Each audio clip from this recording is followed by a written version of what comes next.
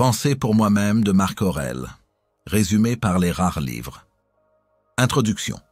Dans le vaste et souvent tumultueux océan de l'existence humaine, rares sont les phares dont la lumière traverse les millénaires sans faiblir, éclairant le chemin des âmes en quête de sens. Parmi eux se dresse, solitaire et resplendissant, la figure de Marc Aurèle. Non pas un prophète reclus dans sa grotte, ni un ascète détaché du monde, mais un empereur romain, l'homme le plus puissant de son époque, à la tête d'un empire colossal s'étendant des déserts d'Afrique aux forêts germaniques. Paradoxe saisissant, cet homme dont la vie était tissée de campagnes militaires, de décisions politiques lourdes et de la gestion d'un pouvoir immense, était avant tout un philosophe stoïcien, une figure de sagesse et d'une humilité déconcertante. Marc Aurèle n'était pas un empereur par vocation première, il était un homme du devoir, entraîné dès son plus jeune âge à servir Rome. Mais au-delà de son rôle public, il cultivait un jardin secret, un sanctuaire intérieur où il dialoguait avec lui-même, cherchant la vérité et la vertu. C'est de ce jardin intime que sont nées les Pensées pour moi-même. Leur contexte est unique et profondément émouvant. Il s'agit d'un journal personnel, un recueil de méditations, d'avertissements, de réflexions et de maximes qu'il s'adressait à lui-même. Jamais ses écrits n'étaient destinés à être publiés, à être lus par d'autres yeux que les siens. C'est la raison pour laquelle ils sont d'une authenticité brute, sans artifice ni prétention.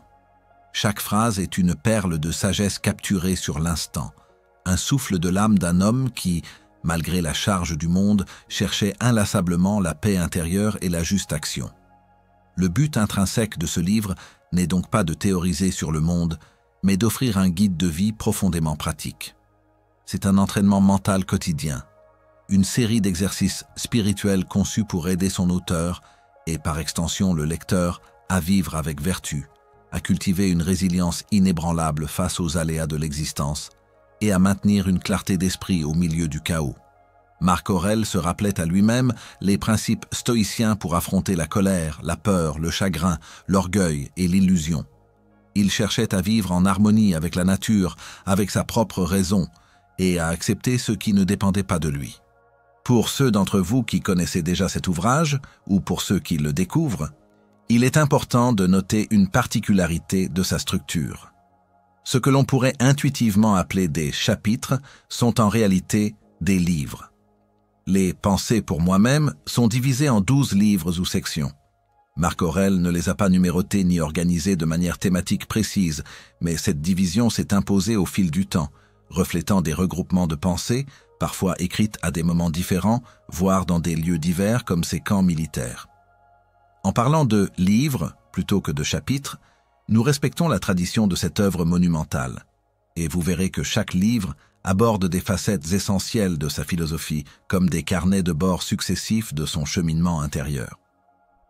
Pourquoi alors ce livre, écrit il y a près de 2000 ans par un empereur romain, résonne-t-il encore avec une telle force aujourd'hui ? Pourquoi est-il toujours d'une actualité brûlante dans notre monde frénétique ? La réponse réside dans l'universalité de ses principes. Les défis de l'âme humaine n'ont guère changé. La quête de sens, la gestion des émotions, la recherche de la paix intérieure, le désir de vivre avec intégrité. Que l'on soit empereur, étudiant, entrepreneur ou parent, nous sommes tous confrontés aux mêmes questions existentielles. Les pensées offrent des outils puissants pour le développement personnel, pour trouver le calme intérieur au milieu de l'agitation, pour distinguer l'essentiel du futile, et pour vivre une vie de véritable souveraineté sur soi. C'est un guide pour quiconque souhaite être maître de ses pensées et de ses réactions, plutôt qu'esclave des circonstances. C'est un honneur de plonger dans cette œuvre monumentale, non pas comme de simples lecteurs, mais comme des explorateurs cherchant les clés d'une vie plus riche et plus consciente. Chaque page de Marc Aurèle est une invitation à l'introspection, un rappel que le plus grand des empires est celui que nous construisons en nous-mêmes. Avant de nous lancer pleinement dans les leçons détaillées de Marc Aurèle, je vous invite, vous qui avez le désir de cette profondeur de sagesse, à rejoindre notre communauté. Abonnez-vous à la chaîne Les Rares Livres et activez la cloche des notifications. C'est ici que nous continuons de déterrer et de partager les trésors cachés de la pensée et de la spiritualité. Et puisque nous sommes sur le point de dévoiler les perles de sagesse de ce livre rare, j'aimerais vous poser une question. Quel autre livre rare, oublié ou mal compris, souhaiteriez-vous que nous explorions et résumions pour vous sur cette chaîne? Vos suggestions sont notre boussole pour les prochaines aventures de l'esprit. Livre 1. Les leçons des maîtres et de la famille. Lorsque nous ouvrons les Pensées pour moi-même de Marc Aurèle, le premier livre n'est pas une dissertation abstraite sur le cosmos ou les dilemmes de l'âme. C'est un acte d'une profonde humilité et d'une sagesse rare, une litanie de gratitude. L'empereur, au fait de sa puissance terrestre, commence par reconnaître et honorer ceux qui l'ont façonné. Ce n'est pas un simple exercice de mémoire, mais une méditation sur la transmission des vertus, sur l'héritage moral que l'on reçoit et que l'on est appelé à perpétuer. C'est une porte d'entrée dans son monde intérieur, révélant la source de sa force et de sa clarté. Marc Aurèle nous enseigne, dès les premières lignes, que la véritable richesse d'un être ne se mesure pas à ses possessions ou à son pouvoir, mais à la qualité des influences qu'il a reçues. Il liste, avec une précision émouvante, les vertus spécifiques qu'il a tirées de chaque membre de sa famille et de ses maîtres. De son grand-père Vérus, il apprend l'importance de la bonté et de l'impassibilité. De son père, il tire l'humilité et la persévérance. De sa mère, la piété, la générosité et l'abstinence non seulement des plaisirs vulgaires, mais aussi des pensées futiles. De son arrière-grand-père, l'absence d'arrogance. Chaque figure est une leçon vivante, un miroir des qualités qu'il aspire à incarner. Cette démarche de gratitude est en soi un puissant exercice spirituel. Dans notre monde souvent égocentrique, où l'on est enclin à s'attribuer tout succès et à blâmer autrui pour tout échec, Marc Aurèle nous ramène à une vérité fondamentale. Nous sommes tous le produit d'un tissu complexe de relations. Nos vertus, nos forces, nos éclaircissements ne sont pas nés du néant. Ils nous ont été transmis, souvent subtilement, par ceux qui nous ont précédés ou accompagnés. Cultiver la gratitude pour ces sources, c'est reconnaître notre interconnexion avec le grand fleuve de la vie.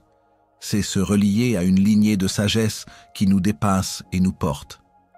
C'est un acte d'humilité qui ouvre le cœur et l'esprit à une réceptivité plus profonde. Au-delà de la famille, Marc Aurèle nomme ses maîtres, ces figures qui, par leur enseignement et leur exemple, ont forgé son esprit. De Dionyète, il apprend à ne pas s'attarder sur des bagatelles, à écouter sans condescendance et à lire avec discernement. De Rusticus, il tire la tempérance, la capacité à corriger son propre caractère et l'importance de ne pas être distrait par les honneurs. Ces philosophes ne lui transmettent pas seulement des théories, mais un mode de vie, une discipline mentale et spirituelle. Ce sont eux qui l'initient à l'âme du stoïcisme, la distinction entre ce qui dépend de nous et ce qui n'en dépend pas, la vertu comme seul bien, et la vie en accord avec la nature universelle. Le thème de la transmission est ici essentiel. Il ne s'agit pas de copier servilement, mais d'assimiler et de faire sienne la sagesse reçue. Marc Aurèle ne se contente pas de lister. Il internalise ses leçons, les fait siennes et les transforme en principes d'action. Ce livre est la preuve vivante que la sagesse n'est pas une donnée figée, mais un processus dynamique de réception, d'intégration et de pratique. Chaque vertu qu'il cite n'est pas un concept abstrait, mais une graine plantée par un être cher qui a germé en lui. C'est un rappel puissant que nous sommes les héritiers de ceux qui nous ont offert des morceaux d'eux-mêmes, des fragments de leur sagesse.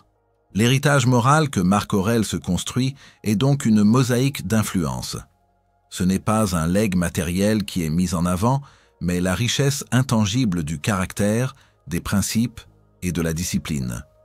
Il est profondément conscient que sa position d'empereur lui donne un pouvoir immense, mais il insiste sur le fait que le véritable pouvoir est celui que l'on exerce sur soi-même, et que cette maîtrise de soi est le fruit d'une éducation morale rigoureuse et d'exemples vertueux.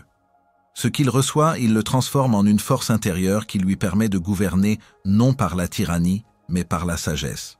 Ce premier livre est aussi une leçon d'humilité radicale. L'homme le plus puissant du monde se penche sur son journal intime pour reconnaître qu'il n'est pas une île, mais un produit de son environnement et de ses relations. Il n'y a pas d'ego démesuré ici, pas de revendication d'une supériorité innée. Au contraire, c'est la conscience aiguë de sa dépendance à la bienveillance et à la sagesse des autres qui le rend grand. Cette humilité est la porte d'entrée à toute véritable sagesse. Reconnaître que nous avons toujours à apprendre et que les plus grandes leçons viennent souvent des plus simples interactions ou de l'exemple discret de ceux qui nous entourent. Pour notre propre quête de sagesse, ce premier livre de Marc Aurèle est une invitation à un exercice similaire. Prenez un moment pour vous, dans le silence de votre être. Pensez aux personnes qui ont marqué votre vie, de vos parents à vos mentors, en passant par des amis, des enseignants, ou même des personnages historiques qui vous ont inspiré. Quelles vertus, quelles leçons, quels principes essentiels vous ont-ils transmis? C'est un acte de reconnaissance qui non seulement nourrit l'âme, mais vous permet aussi de clarifier votre propre boussole morale. Cet exercice de rétrospection gratifiante est vital. Il nous ancre dans une tradition, dans un héritage. Il nous rappelle que nous ne partons jamais de zéro. Chaque pas que nous faisons est posé sur les fondations établies par ceux qui nous ont précédés.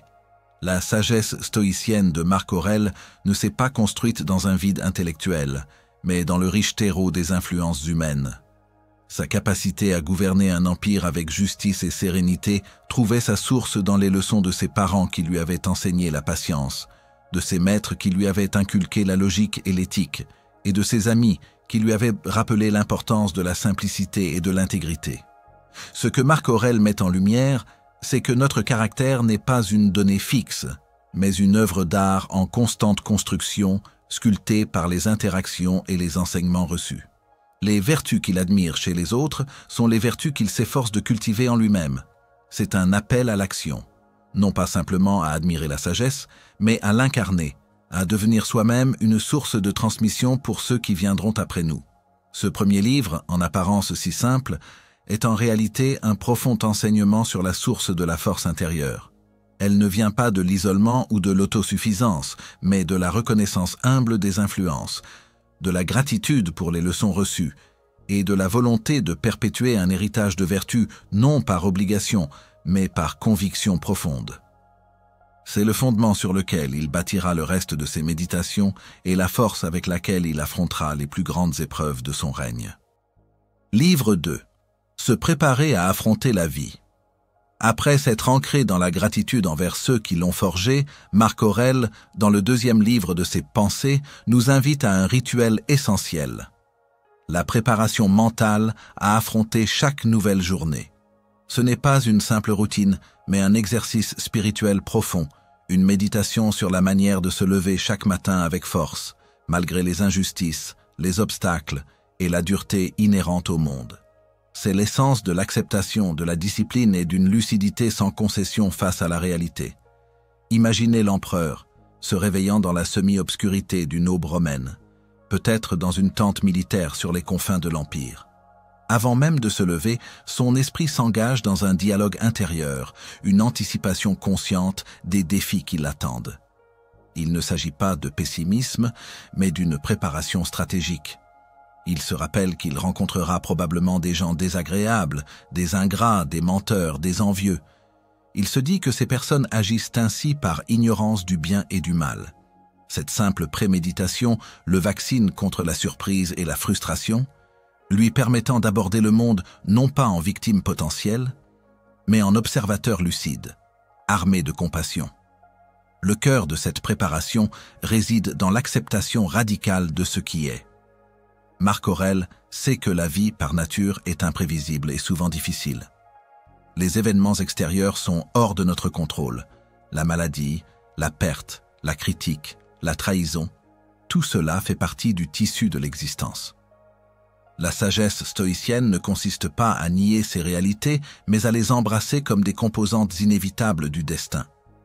Accepter, ce n'est pas se résigner passivement, mais reconnaître ce qui ne dépend pas de nous, afin de mieux diriger notre énergie vers ce qui en dépend, nos propres jugements, nos impulsions et nos désirs. Cette acceptation est une forme de liberté. Quand nous cessons de lutter contre le courant de la vie, de nous plaindre de ce qui est, nous libérons une immense quantité d'énergie mentale et émotionnelle. C'est cette énergie qui, autrement, serait gaspillée en anxiété et en ressentiment, et qui peut maintenant être dirigée vers l'action constructive et la paix intérieure. L'acceptation devient ainsi une ancre, maintenant l'âme stable au milieu de la tempête. « Ce qui arrive est ce qui convient, disait-il. non par fatalisme, mais par une profonde confiance dans l'ordre du cosmos. La discipline est l'outil par excellence de cette préparation. Se lever même quand le corps aspire à la chaleur du lit est le premier acte de souveraineté. Marc Aurèle se rappelle à lui-même « Tu es fait pour travailler ». Il se souvient que l'inaction est contraire à sa nature d'être humain, qui est d'agir, de servir la communauté. Cette discipline n'est pas une punition, mais un entraînement. C'est la forge où se trempe le caractère, la pratique quotidienne qui construit la résilience. Chaque matin, en choisissant de se lever et d'embrasser son devoir, il renforce sa volonté et sa capacité à gouverner non seulement l'Empire, mais aussi et surtout son propre esprit. Cette discipline s'étend à la gestion de ses réactions. Le monde extérieur peut être rempli d'obstacles et d'individus difficiles. La discipline stoïcienne enseigne à ne pas se laisser entraîner par la colère, la peur ou l'agacement. C'est un entraînement constant à l'impassibilité, non pas une absence de sentiments, mais une maîtrise de ces sentiments. Les émotions sont des visiteurs. La discipline est de ne pas les laisser s'installer et diriger la maison. C'est un exercice quotidien pour maintenir l'équilibre intérieur, quel que soit le chaos extérieur. La lucidité est la lumière qui éclaire cette préparation. Marc Aurèle ne se berce pas d'illusions.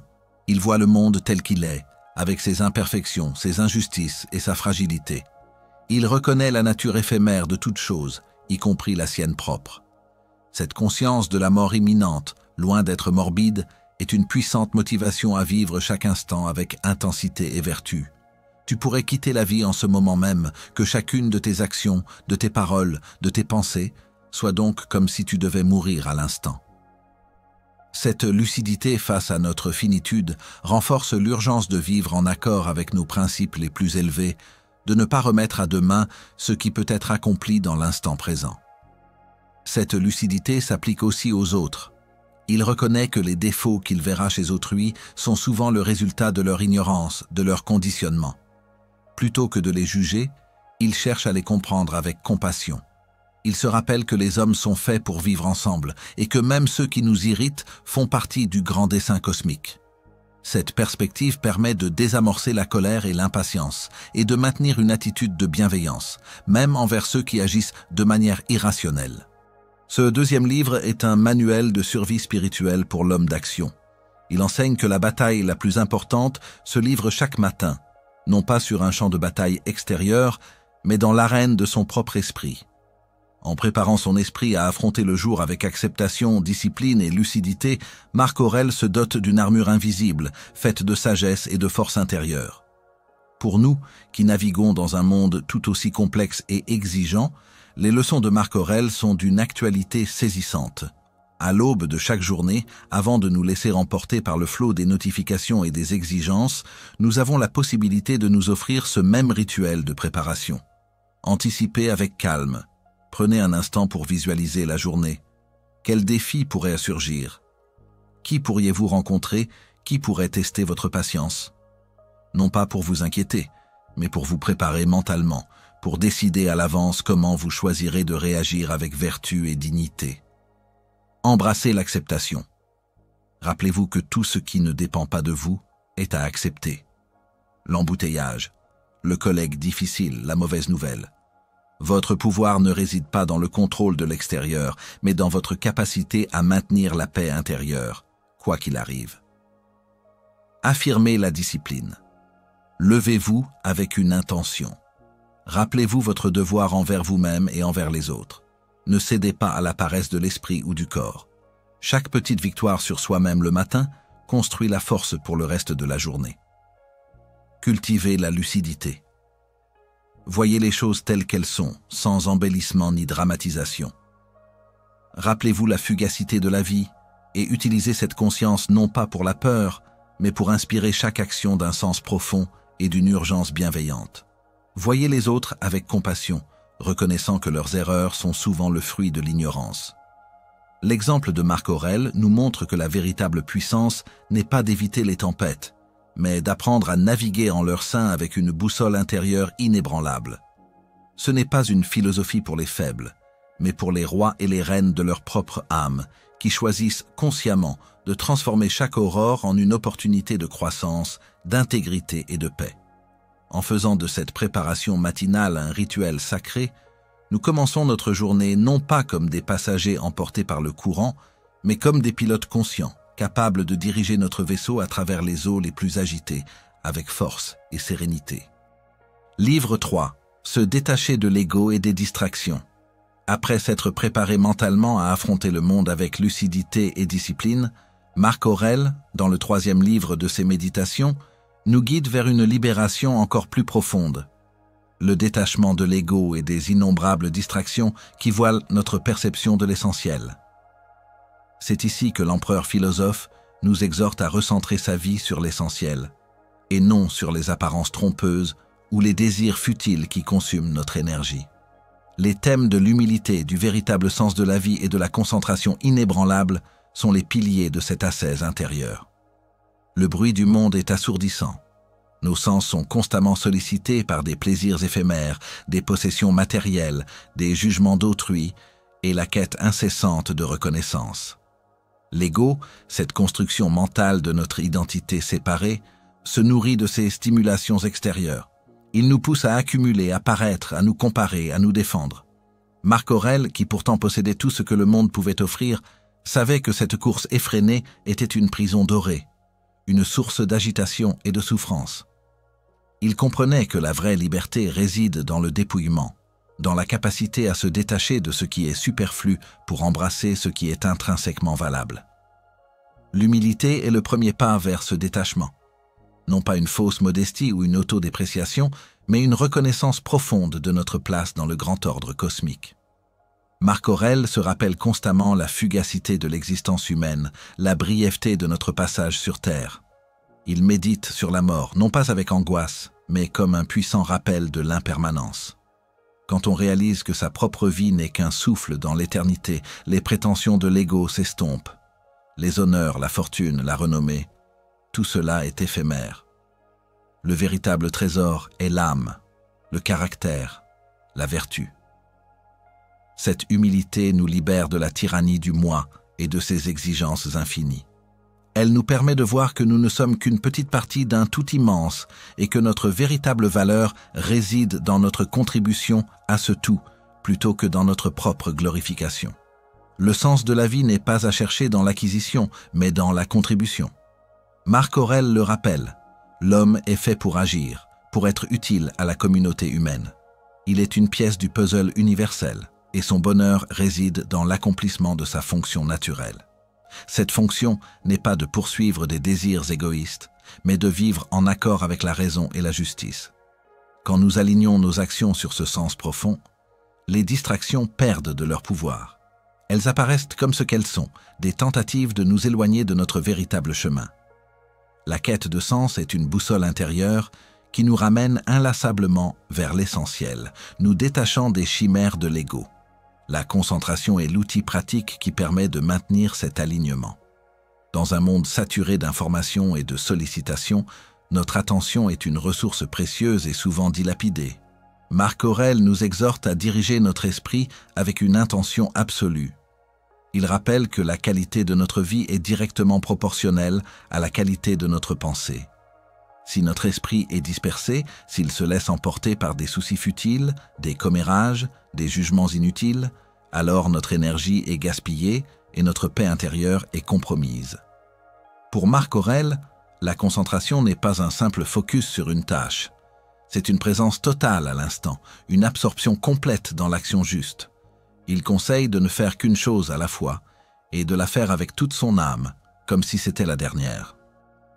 Cette pratique de la pleine attention est une ancre qui nous arrache au filet des distractions. Quand nous sommes pleinement présents, l'ego recule, car il ne peut exister que dans les ruminations du passé ou les anxiétés du futur. L'instant présent est le lieu de la vérité, de l'action juste et de la paix. Le détachement de l'ego implique également de se libérer de la préoccupation excessive du jugement des autres. Marc Aurèle, empereur, était constamment sous le regard public, loué, critiqué, observé. Pourtant, il se rappelle inlassablement que l'opinion d'autrui est hors de son contrôle et ne doit pas dicter ses actions. Sa seule boussole est sa propre conscience, sa propre raison. Cette liberté vis-à-vis de l'approbation extérieure est une forme de souveraineté. Elle permet d'agir avec intégrité, sans compromis, de suivre sa voie authentique sans être dévié par les caprices des foules ou les flatteries des courtisans. Il y a une beauté ascétique dans cette quête de l'essentiel. L'empereur s'interroge sur la nature des choses. Qu'est-ce que l'argent? Quelques pièces de métal. Qu'est-ce que la gloire?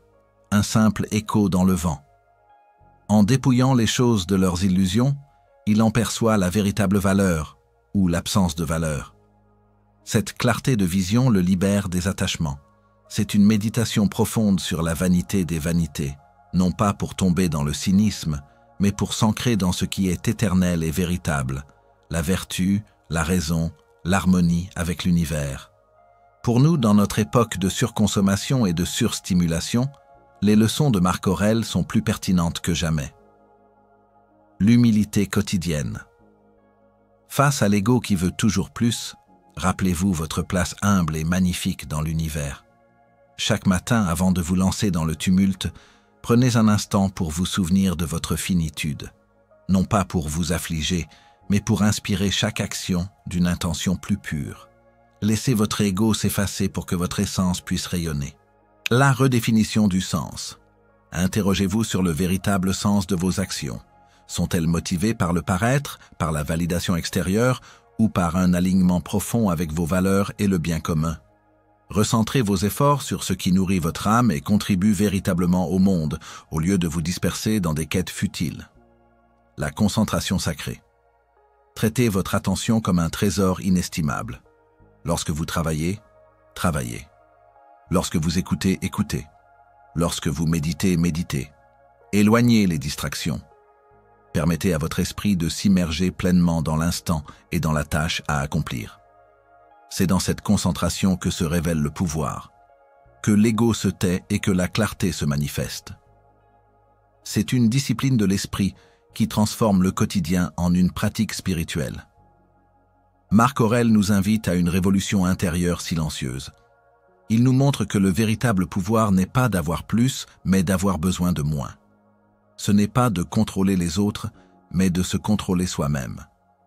Ce n'est pas de briller aux yeux du monde, mais d'illuminer son propre chemin par la sagesse et la vertu. En nous détachant de l'ego et de ses myriades de distractions, nous nous ouvrons à une vie d'une richesse et d'une profondeur insoupçonnée, ancrée dans l'essentiel et guidée par la clarté. C'est la voie des philosophes et celle de tout être cherchant une paix qui ne dépend d'aucun facteur extérieur. Livre 4. L'acceptation du destin. Après avoir appris à se préparer à la journée et à se détacher des égos et des distractions, Marc Aurèle, dans le 4e livre de ses Pensées, nous confronte à l'une des vérités les plus libératrices et les plus difficiles à embrasser, l'acceptation du destin. C'est une méditation profonde sur l'idée que rien n'arrive par hasard et que la paix véritable ne se trouve qu'en vivant en harmonie avec ce que la vie nous donne. Les thèmes de la providence, du détachement et de la maîtrise de soi sont ici les clés de voûte de sa philosophie. Dans un monde où l'on nous encourage constamment à contrôler, à manipuler, à forcer les circonstances pour qu'elles correspondent à nos désirs, l'enseignement de Marc Aurèle peut sembler contre-intuitif. Pourtant, c'est précisément dans cette apparente passivité que réside une force incommensurable. Les stoïciens croyaient en un ordre cosmique, une providence universelle, une intelligence divine ou nature selon les termes utilisés qui orchestre tous les événements. Pour Marc Aurèle, en tant qu'empereur, les revers militaires, les trahisons politiques, les épidémies et les deuils personnels n'étaient pas des erreurs ou des punitions, mais des éléments d'un plan plus vaste, nécessaires à l'équilibre du tout. Accepter le destin, ce n'est pas faire preuve de fatalisme ou d'indifférence. C'est un acte de foi profonde dans la sagesse de l'univers. C'est comprendre que chaque événement, qu'il soit perçu comme bon ou mauvais, contient une leçon, une opportunité de croissance, ou est simplement une pièce essentielle du puzzle de l'existence.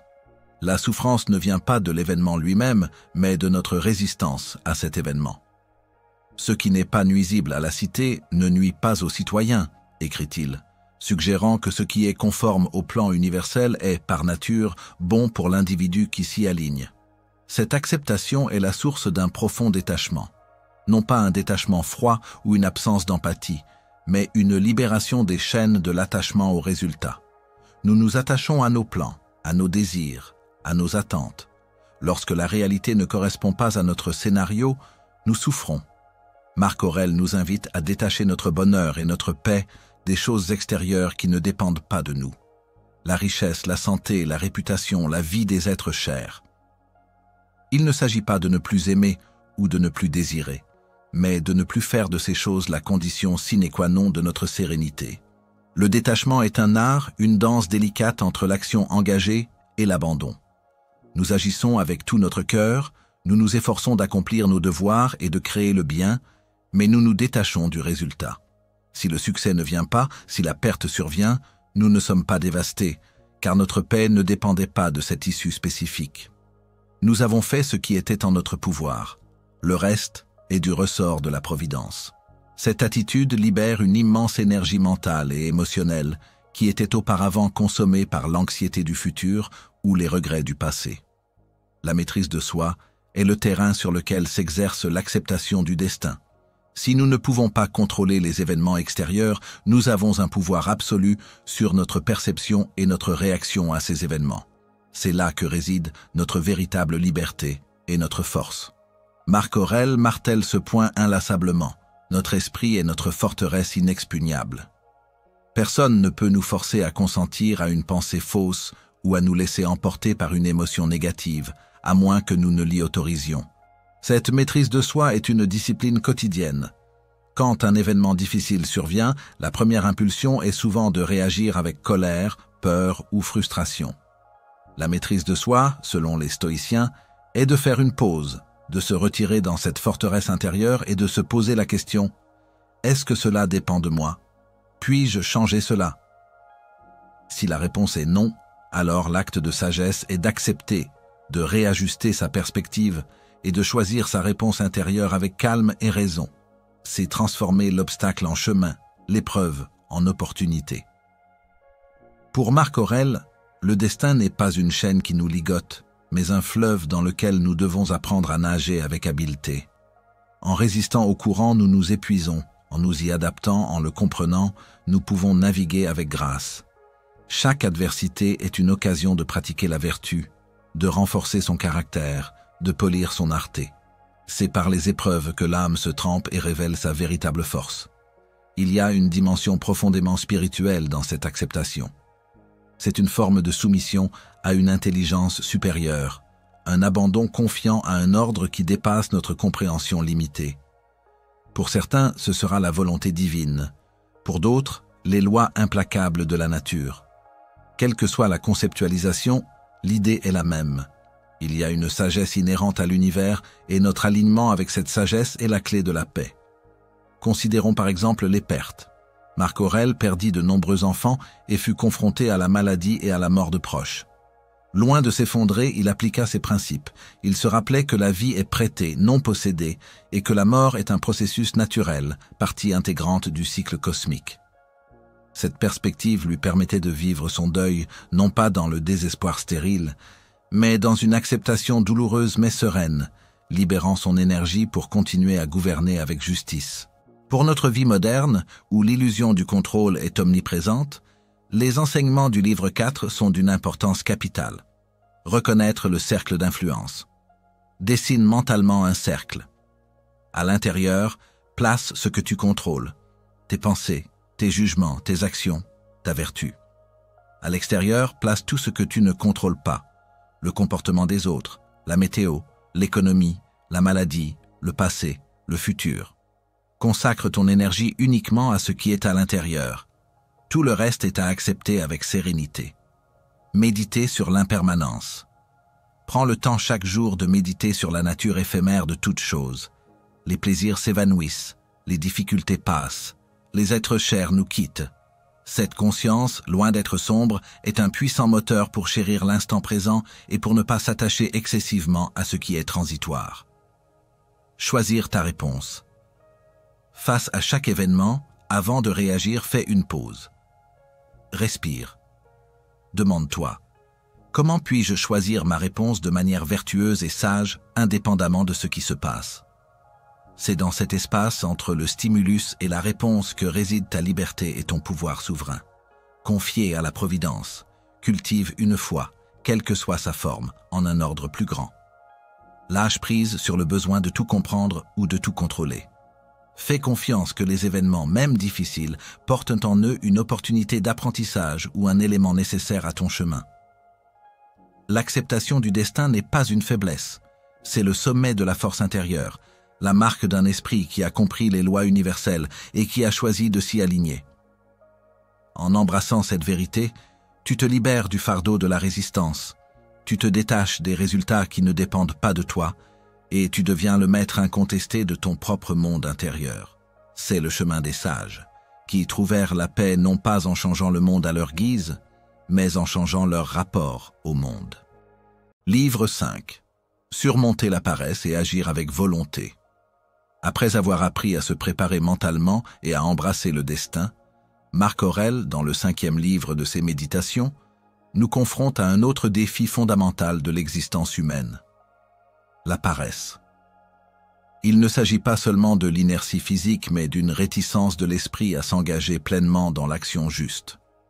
L'empereur philosophe nous exhorte à surmonter cette inertie et à agir avec une volonté inébranlable, à nous lever, à travailler et à servir l'humanité sans la moindre plainte. Ce chapitre est une puissante méditation sur le devoir, l'action juste et la mobilisation de notre énergie intérieure.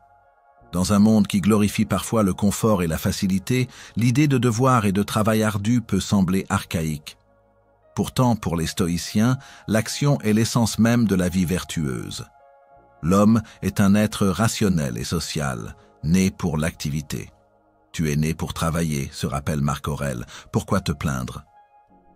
Cette affirmation n'est pas une condamnation du repos, mais une reconnaissance que notre nature la plus profonde est celle de l'engagement productif et du service. La paresse sous cette lumière n'est pas seulement un défaut, mais une violation de notre propre nature, une entrave à notre potentiel le plus élevé.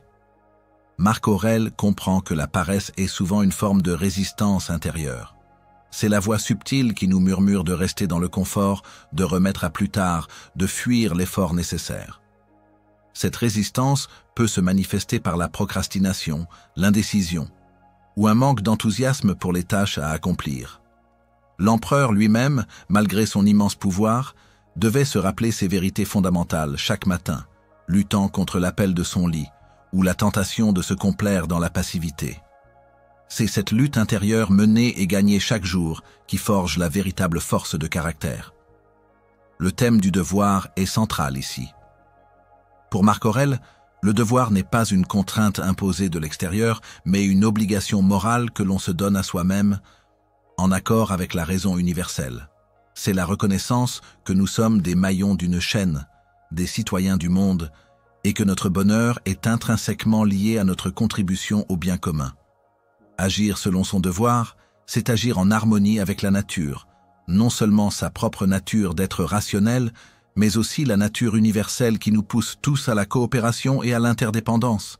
Il rappelle que ce qui n'est pas nuisible à la ruche n'est pas nuisible à l'abeille.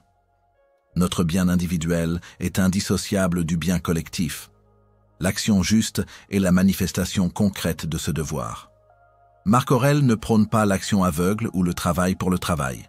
Il s'agit d'une action guidée par la raison et la vertu. Chaque tâche, qu'elle soit la plus humble ou la plus importante, doit être abordée avec diligence et intégrité. Ne pas agir sans réflexion, ni sans intention, écrit-il, soulignant l'importance de la conscience dans chaque mouvement. C'est la qualité de l'action, et non sa quantité ou sa reconnaissance extérieure, qui importe. Faire de son mieux, avec pureté d'intention, est la seule chose qui soit véritablement sous notre contrôle. Le stoïcien ne se plaint jamais. La plainte est une forme de résistance à ce qui est, une énergie gaspillée à blâmer les circonstances au lieu d'agir avec courage. Marc Aurèle exhorte à accomplir sa tâche sans murmurer, sans hésitation, sans chercher d'excuses. C'est une discipline de l'esprit qui refuse de céder à la victimisation et qui embrasse la responsabilité totale de ses propres choix et réactions. Cette absence de plainte libère une immense quantité d'énergie intérieure qui peut alors être redirigée vers l'action constructive. Comment alors mobiliser cette énergie intérieure pour surmonter la paresse et embrasser l'action? Marc Aurèle offre plusieurs clés, souvent implicites dans ses réflexions. La conscience de notre nature. Nous sommes des êtres actifs. Le repos est nécessaire, mais la stagnation est mortelle pour l'âme. Se rappeler que l'action est notre fonction naturelle est un puissant levier. Comme le feu a besoin de brûler et l'eau de couler, l'homme a besoin d'agir. La méditation sur l'urgence. La conscience de notre mortalité, un thème récurrent chez Marc Aurèle, n'est pas une source d'angoisse, mais de motivation. Tu pourrais quitter la vie en ce moment même. Cette pensée, loin d'être sombre, est un rappel puissant de l'urgence d'agir, de ne pas remettre à demain les tâches importantes, de vivre chaque instant avec intention et plénitude. Elle dissipe la procrastination comme le soleil dissipe la brume. Le focus sur le processus, non le résultat. La paresse est souvent liée à la peur de l'échec ou à l'attente d'une gratification immédiate. Marc Aurèle nous enseigne à nous concentrer uniquement sur l'action elle-même, sur le fait de faire ce qui est juste, indépendamment du résultat qui ne dépend pas entièrement de nous. Le travail est sa propre récompense quand il est fait avec vertu. La vision du bien commun. Se souvenir que nos actions, même les plus petites, s'inscrivent dans un tableau plus grand, celui du service à l'humanité. Cette perspective transcende l'égoïsme et insuffle un sens profond à chaque effort. Agir pour les autres est une source inépuisable de motivation. L'exemple de Marc Aurèle lui-même est la meilleure illustration de ces principes. Empereur, il aurait pu se contenter de déléguer et de jouir des plaisirs de la cour. Au lieu de cela, il passa des années en campagne, vivant dans la rigueur des camps militaires, partageant les difficultés de ses soldats, tout en rédigeant ses méditations. Sa vie était une incarnation de l'action juste, du devoir accompli sans plainte et de l'engagement inébranlable envers son rôle. Son énergie ne se dissipait pas dans la frivolité, mais se concentrait dans la gouvernance et l'automaîtrise. Pour nous, dans notre quotidien, ce 5e livre est un puissant rappel à l'action consciente. Le premier pas. Face à une tâche que vous redoutez, ne réfléchissez pas trop. Faites le premier pas, même le plus petit. Souvent, la plus grande résistance est au début. Une fois que l'élan est donné, l'énergie suit. Ce n'est pas l'action qui est difficile, mais l'inaction. La question du devoir. Au lieu de vous demander « Qu'est-ce que je veux faire ?», demandez-vous « Qu'est-ce que mon devoir ici et maintenant ?» Qu'est-ce qui est juste, utile et en accord avec ma nature la plus élevée? Cette perspective transforme la corvée en vocation. Agir sans plainte, entraînez-vous à accomplir vos tâches sans murmurer, sans vous apitoyer sur votre sort. Observez la tendance à la plainte et choisissez consciemment de la remplacer par l'acceptation et l'action. Chaque fois que vous agissez sans plainte, vous renforcez votre résilience et votre force intérieure. L'énergie du matin. Utilisez les premières heures de la journée, comme Marc Aurèle, pour vous rappeler votre nature active et votre devoir. Ne cédez pas à la paresse matinale. C'est le moment le plus propice pour poser les fondations d'une journée productive et vertueuse. Le service aux autres. Rappelez-vous que vos actions ne vous concernent pas seulement vous. Elles ont un impact sur le tissu collectif. Le service désintéressé est une source inépuisable de motivation et d'énergie. Ce livre de Marc Aurèle n'est pas un appel à l'épuisement, mais à l'efficience. C'est une exhortation à libérer notre potentiel en nous affranchissant de l'inertie, à transformer la procrastination en un élan puissant. En cultivant la discipline de l'action juste et en embrassant notre devoir avec une volonté inébranlable, nous mobilisons une énergie intérieure qui nous permet de construire, de créer et de servir l'humanité. C'est la marque des âmes qui non seulement comprennent la sagesse, mais la vivent pleinement, faisant de leur existence une œuvre d'art d'engagement et de vertu. C'est en agissant que l'on se révèle à soi-même et au monde. Livre 6. Ne pas se laisser dominer par les passions. Après avoir maîtrisé l'art de la préparation mentale et la discipline de l'action, Marc Aurèle, dans le 6e livre de ses Pensées, nous invite à la conquête la plus essentielle, celle de notre propre monde intérieur. Il s'agit de la bataille contre les passions, ces forces tumultueuses qui menacent de nous submerger et de nous éloigner de la raison et de la paix. L'empereur philosophe nous exhorte à ne pas se laisser dominer par les passions, à maîtriser ses émotions et à rester maître de soi en toutes circonstances. C'est le cœur du stoïcisme, le chemin vers le calme intérieur et le contrôle émotionnel authentique. Dans l'agitation de la vie quotidienne, nous sommes constamment assaillis par des vagues d'émotions. La colère face à l'injustice, la peur face à l'incertitude, le désir ardent de ce que nous n'avons pas, la tristesse face à la perte. La plupart des gens se considèrent comme des victimes de leurs émotions, emportées par leur courant comme une feuille au vent. Mais les stoïciens, et Marc Aurèle en particulier, nous enseignent que les passions ne sont pas des forces irrésistibles venant de l'extérieur. Elles sont le résultat de nos propres jugements erronés sur les événements et les choses. Une émotion, pour eux, n'est rien d'autre qu'un jugement non examiné qui prend le contrôle de l'esprit. Le premier pas pour ne pas se laisser dominer est de comprendre cette vérité fondamentale. Ce n'est pas ce qui arrive qui nous trouble, mais notre opinion sur ce qui arrive. La mort n'est pas intrinsèquement triste. C'est notre jugement que la mort est une perte absolue qui génère la tristesse. L'insulte n'est pas intrinsèquement blessante. C'est notre jugement que l'insulte porte atteinte à notre dignité qui engendre la colère. En changeant le jugement, nous changeons l'émotion. C'est là que réside la véritable maîtrise de soi. Marc Aurèle nous rappelle constamment la distinction entre ce qui dépend de nous, nos jugements, nos pensées, nos actions, et ce qui n'en dépend pas, les événements extérieurs, le comportement des autres. Les passions nous dominent précisément quand nous cherchons à contrôler ce qui est hors de notre portée, ou quand nous laissons les événements extérieurs dicter notre état intérieur. La liberté, c'est de reprendre possession de ce territoire sacré, l'esprit. Le calme intérieur n'est pas l'absence d'émotion, mais l'absence d'agitation. Un lac peut être agité par le vent en surface, mais ses profondeurs restent calmes et immobiles. De même, l'esprit du sage peut enregistrer les événements et les impulsions, mais il ne se laisse pas emporter par les tourbillons émotionnels. Ce calme est cultivé par un examen constant de ses jugements. Ôte ton opinion et ton « je suis blessé » s'éloigne, écrit-il. C'est une invitation à se retirer dans sa forteresse intérieure, l'esprit, et à observer les pensées et les émotions sans s'y identifier, sans les laisser dicter notre conduite. Le contrôle émotionnel n'est pas une répression. Les stoïciens ne demandèrent pas de devenir des êtres sans cœur. Au contraire, ils cherchaient à ressentir les émotions de manière appropriée, sans qu'elles ne mènent à des actions irréfléchies ou à une souffrance prolongée. Il s'agit de diriger les émotions, non de les étouffer. La colère peut être transformée en une énergie pour la justice. La peur peut devenir une prudence. Le désir peut être sublimé en aspiration spirituelle. L'amour peut être une force de compassion universelle. Marc Aurèle propose plusieurs pratiques pour atteindre cette maîtrise. L'exercice de la disqualification. Face à un objet de désir ou de colère, dépouillez-le de toutes les illusions que votre esprit y projette. Si c'est un plat succulent, rappelez-vous que ce n'est qu'un cadavre d'animal.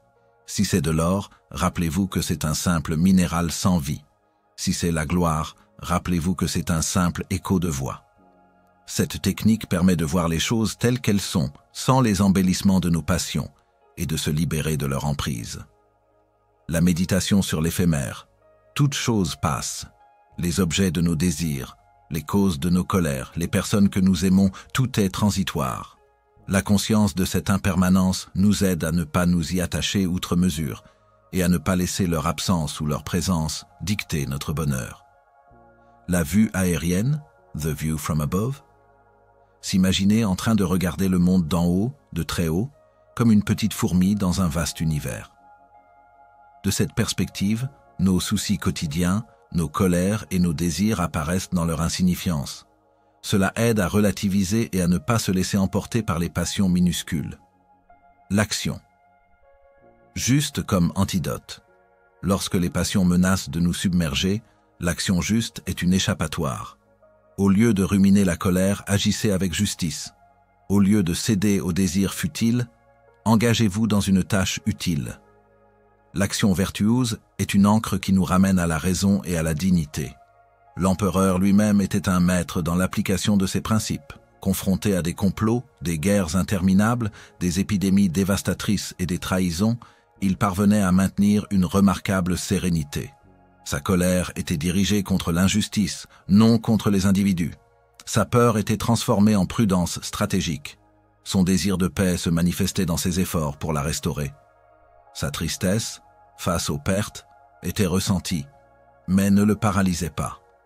Elle devenait une raison de chérir encore plus ce qui restait et de vivre chaque instant avec gratitude. Le stoïcisme n'est pas une philosophie de l'apathie, mais une discipline de la raison et de la vertu. Il ne s'agit pas d'éradiquer les émotions, mais de les mettre à leur juste place, de les empêcher de devenir nos tyrans. Il s'agit de vivre en accord avec notre nature rationnelle, de faire de notre jugement le maître et non l'esclave des impulsions. C'est une quête constante pour aligner notre monde intérieur avec l'ordre universel. Pour nous qui vivons dans un monde d'hypersensibilité émotionnelle et d'expression débridée des passions, le livre 6 de Marc Aurèle est un guide précieux. Identifier le jugement. Lorsque tu ressens une émotion forte, colère, tristesse, jalousie, arrête-toi un instant. Demande-toi, quel est le jugement que je porte sur cette situation qui me fait ressentir cela? Une fois le jugement identifié, tu peux le remettre en question avec la raison. La pause rationnelle. Ne réagis jamais dans l'instant de la passion. Crée un espace entre l'événement et ta réaction. Respire profondément. Retire-toi dans ta forteresse intérieure et examine la situation avec calme. Ce petit intervalle de temps est l'espace de ta liberté. Le démontage des illusions. Entraîne-toi à voir les choses telles qu'elles sont, sans le filtre de tes désirs ou de tes peurs. Si tu désires un objet, demande-toi, qu'est-ce que cet objet est réellement? Quelle est sa vraie valeur au-delà de mon désir? Cette pratique te libère de l'attachement. La pratique de l'acceptation. Quand une émotion est liée à un événement que tu ne peux pas contrôler, pratique l'acceptation radicale. Accueille l'émotion sans t'y accrocher et laisse-la passer. Concentre-toi sur ce que tu peux contrôler, ta réponse vertueuse. La compassion. N'oublie pas que les passions des autres viennent souvent de leur ignorance. Plutôt que de te laisser emporter par leur colère ou leur folie, réponds avec compassion et compréhension. Cela te protège de leur négativité et renforce ta propre force intérieure. En cultivant cette maîtrise émotionnelle, tu deviens le souverain de ton propre royaume intérieur. Tu n'es plus une marionnette des circonstances ou des impulsions. Tu es ancré, stable, capable de traverser les tempêtes de la vie avec une sérénité inébranlable. C'est la véritable liberté que les sages recherchaient, une liberté qui ne dépend d'aucune condition extérieure, mais seulement de la force de ta propre raison et de la noblesse de ton âme. C'est en cela que réside le pouvoir de ne pas se laisser dominer par les passions, dans la capacité à rester un phare de calme au milieu du chaos du monde. Livre 7. Trouver la paix au milieu du chaos. Après avoir exploré la maîtrise des passions et la discipline de l'action, Marc Aurèle, dans le 7e livre de ses Pensées, nous confronte à l'une des quêtes les plus ardentes de l'âme humaine. Comment trouver la paix au milieu du chaos? Dans un monde où les crises se succèdent, où l'incertitude est la seule certitude et où le bruit extérieur menace constamment d'envahir notre esprit, la sagesse de l'empereur philosophe nous offre une ancre inébranlable. Ce chapitre est une puissante méditation sur la stabilité intérieure, le discernement et la profonde introspection. La vie de Marc Aurèle était l'incarnation même du chaos extérieur. Guerres interminables aux frontières, épidémies dévastatrices, la peste antonine qui a fait des millions de morts, famine, complot, trahison au sein même de sa cour. Il vivait dans une ère de troubles profonds et pourtant, ses écrits témoignent d'une sérénité remarquable, d'une paix qu'il cherchait et trouvait constamment en lui-même. Il comprenait que la paix n'est pas l'absence de problèmes, mais la capacité à rester calme et rationnel face à eux. La stabilité intérieure est la première et la plus cruciale des défenses contre le chaos. Le monde extérieur est comme un océan agité, avec ses vagues et ses tempêtes. Si notre bateau n'est pas solidement construit et ancré, il sera emporté. Cette stabilité ne vient pas de la fuite, mais de la conscience profonde que notre esprit est un sanctuaire imprenable, à moins que nous ne l'ouvrions nous-mêmes aux forces extérieures.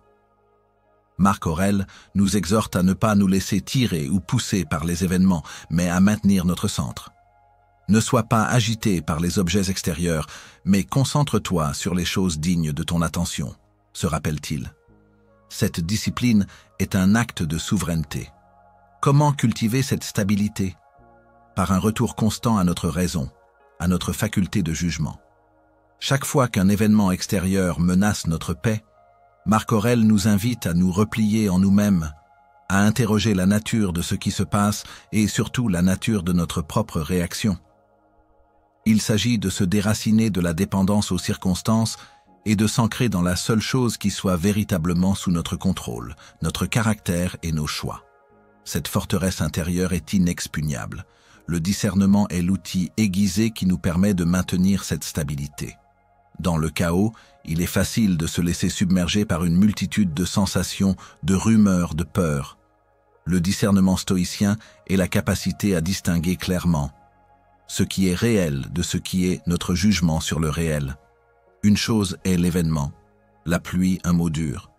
Une autre est notre interprétation ou notre émotion face à cet événement. Ce qui est essentiel de ce qui est trivial. Dans l'urgence, les priorités peuvent s'embrouiller. Le discernement nous aide à ne pas gaspiller notre énergie sur des choses sans importance, mais à la diriger vers ce qui est juste, vertueux et utile. Ce qui dépend de nous de ce qui n'en dépend pas. C'est la pierre angulaire du stoïcisme. Le chaos vient souvent du fait de vouloir contrôler l'incontrôlable. Le discernement nous permet de lâcher prise sur ce qui est hors de notre portée et de concentrer nos efforts sur nos actions et notre attitude. Marc Aurèle nous encourage à examiner la vraie nature des choses, à les dépouiller de toute la parure que l'opinion populaire ou nos désirs y ajoutent. Qu'est-ce que cela est en soi? En quoi consiste sa nature? Quelles sont les parties qui le composent? Se poser ces questions permet de voir les événements avec une lucidité désarmante, de les réduire à leur simple essence et ainsi de désamorcer leur pouvoir sur nos émotions. Un grand danger n'est qu'un ensemble de petites actions à gérer. Une insulte n'est qu'un son, une vibration de l'air. Ce discernement nous donne le pouvoir de déconstruire le chaos en éléments gérables. L'introspection est la pratique continue qui soutient cette stabilité et ce discernement. Marc Aurèle passe un temps considérable à se parler à lui-même dans ses pensées, à s'interroger, à se corriger, à se rappeler les principes. Cette introspection n'est pas une rumination égocentrique, mais un examen honnête de son propre esprit.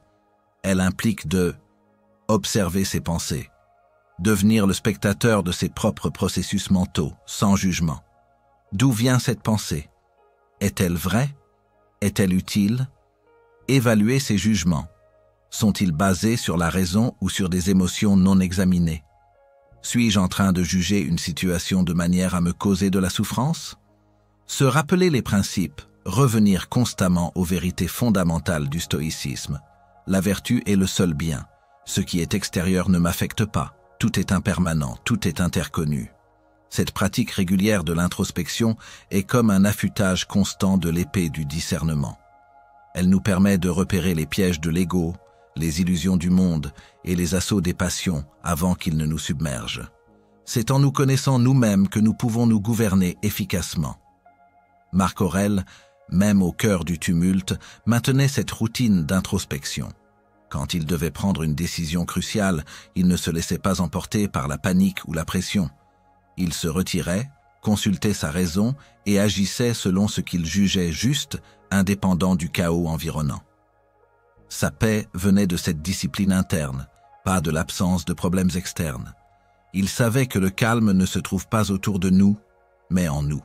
Pour nous, qui vivons dans un monde où l'information est omniprésente et souvent chaotique, où les crises globales et personnelles semblent incessantes, les leçons du livre 7 sont un véritable refuge. Créez des espaces de silence.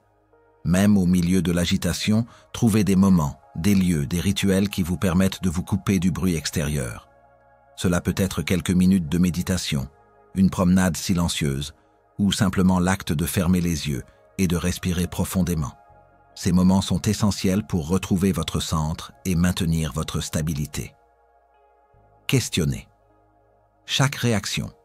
Lorsque vous sentez le chaos extérieur affecter votre état intérieur, colère, anxiété, faites une pause. Pratiquez le discernement. Est-ce le fait lui-même qui me trouble, ou mon interprétation? Est-ce que cela dépend de moi? Ce simple questionnement peut désamorcer la réaction émotionnelle et vous ramener à votre puissance. La pratique de l'indifférence sereine. Certaines choses ne méritent simplement pas votre énergie. Entraînez-vous à développer une forme d'indifférence sereine envers les distractions, les commérages, les trivialités qui n'ajoutent rien à votre vertu ou à votre paix. Votre attention est un trésor. Ne la gaspillez pas. Le journal d'introspection. Comme Marc Aurèle, tenez un journal où vous examinez vos pensées, vos jugements et vos réactions. C'est un outil puissant pour cultiver la lucidité et la maîtrise de soi. En écrivant, vous externalisez le chaos et pouvez l'analyser avec plus de distance. Trouver la paix au milieu du chaos n'est pas un rêve inaccessible. C'est le fruit d'une pratique constante, d'une discipline de l'esprit, d'un engagement envers l'introspection et le discernement. C'est la promesse d'une stabilité inébranlable, non pas en changeant le monde, mais en transformant notre rapport à lui. C'est la voie des sages, ceux qui, même au cœur des tempêtes, sont restés des phares de sérénité, parce qu'ils avaient découvert que le véritable calme réside non pas à l'extérieur, mais profondément enraciné dans leur propre cœur et esprit. Livre 8. La nature et l'univers comme guide. Après avoir exploré la quiétude de l'esprit au milieu du chaos et la maîtrise des passions, Marc Aurèle, dans le 8e livre de ses Pensées, nous élève vers une perspective encore plus vaste. Il nous invite à lever les yeux de nos préoccupations quotidiennes pour contempler le grand théâtre de l'existence et à reconnaître la nature et l'univers comme notre guide ultime. Ce chapitre est une profonde méditation sur l'ordre cosmique, l'harmonie universelle et notre place dans cette vaste universalité. Pour les stoïciens, l'univers n'est pas un assemblage aléatoire de matière, mais un système intelligent, régi par une raison universelle, une providence divine ou ce qu'ils appelaient le logos. Tout ce qui arrive est conforme à cette raison cosmique. Marc Aurèle, empereur et philosophe, vivait cette conviction non comme une abstraction lointaine, mais comme le fondement même de sa sérénité. Comprendre l'ordre cosmique, c'est saisir que chaque événement, chaque phénomène, chaque cycle de vie et de mort s'inscrit dans un plan parfait, même si notre intelligence limitée ne peut en percevoir la totalité. Marc Aurèle nous exhorte à vivre en accord avec cette nature universelle. Qu'est-ce que cela signifie? Cela signifie agir selon la raison, qui est la parcelle du logos divin en nous. Cela signifie embrasser le changement, car le changement est la loi fondamentale de l'univers. Chaque être, chaque objet est en perpétuel mouvement, se transformant, apparaissant et disparaissant. Résister à ce flux, c'est résister à la nature elle-même, et c'est la source de la souffrance. Accepter la transformation, la mort comme la vie, le déclin comme la croissance, c'est vivre en harmonie avec le grand courant de l'existence. Ce qui est utile à l'ensemble n'est jamais nuisible à la partie, écrit-il, soulignant l'interconnexion de toutes choses. Nous ne sommes pas des entités isolées, mais des fragments du tout, des citoyens de l'univers. Notre bien-être individuel est inextricablement lié au bien-être du grand ensemble. Cette perspective nous libère de l'égoïsme et nous pousse à agir non seulement pour notre propre intérêt, mais pour le bien de la communauté humaine, qui est une extension de la nature. C'est le fondement de la compassion et de la justice stoïcienne. L'universalité est donc une autre facette de cette sagesse. En contemplant le vaste univers, nous réalisons l'insignifiance de nos querelles, de nos désirs mesquins, de nos distinctions artificielles.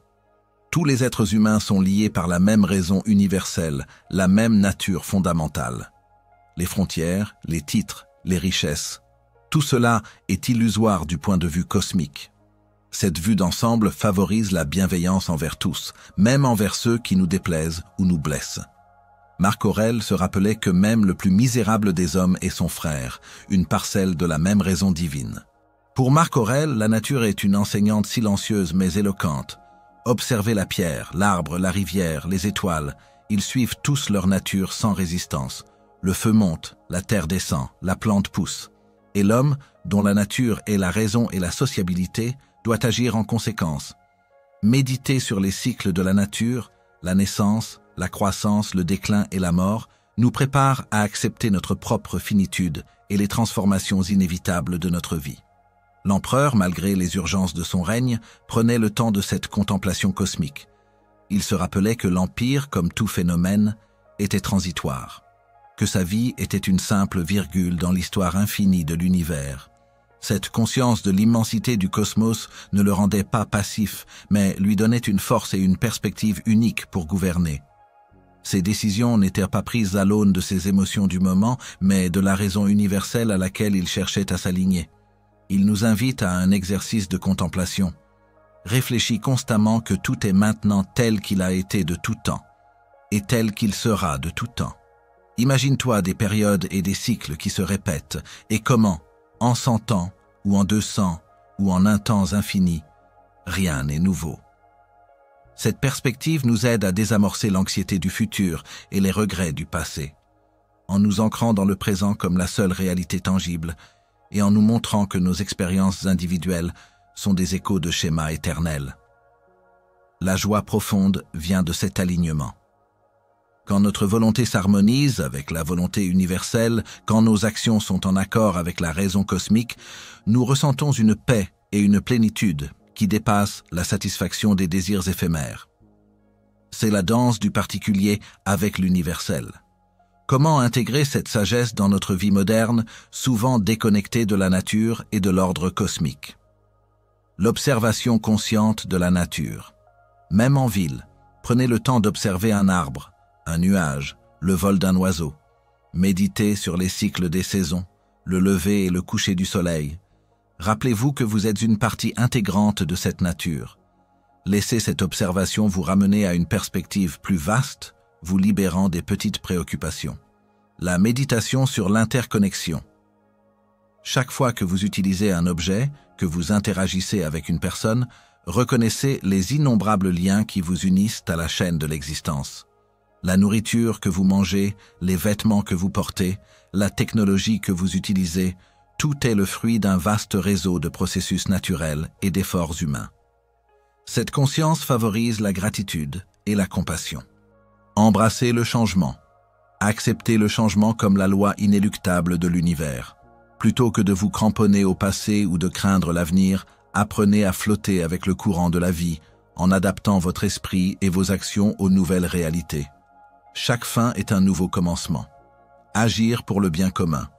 Rappelez-vous que votre rôle en tant qu'être humain est de contribuer au bien de l'ensemble. Chaque action vertueuse, chaque acte de bienveillance envers un autre être humain est une harmonisation avec l'ordre cosmique et renforce la structure même de l'univers. Marc Aurèle nous enseigne que la véritable sagesse ne consiste pas à vivre en dehors du monde, mais à vivre pleinement dans le monde tout en maintenant une perspective cosmique. C'est la capacité à être à la fois un citoyen de Rome et un citoyen de l'univers, à gérer les affaires humaines tout en étant aligné avec les lois divines. En faisant de la nature et de l'univers notre guide, nous trouvons non seulement la paix, mais aussi une direction claire pour nos actions et une source inépuisable de sagesse. Notre existence individuelle prend alors un sens et une grandeur qui transcendent les limites du temps et de l'espace. C'est le chemin vers une harmonie profonde avec le grand tout.